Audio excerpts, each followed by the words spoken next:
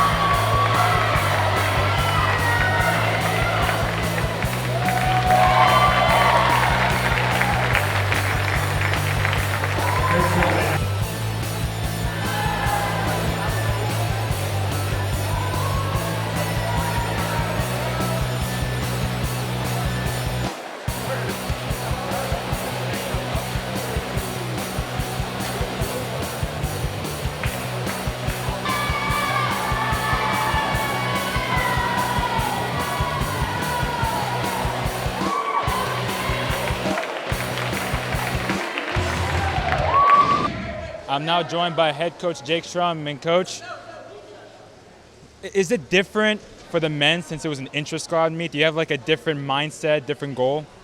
Yeah, it's obviously a little bit hard to get them to focus on some things, so we need to do things a little bit differently where we're either putting a really big emphasis on certain events or allowing them to kind of have that freedom to have a little bit of fun with things.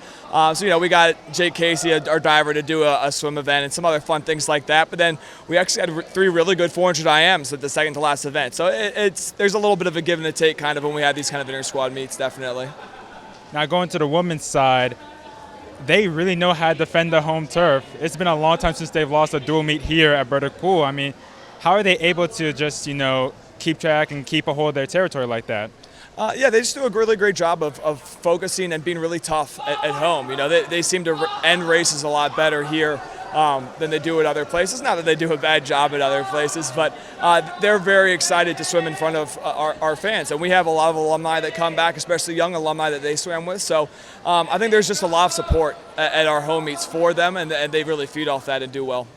Speaking of support, there was a lot of support during the Special Olympics race during the afternoon break. Talk about that.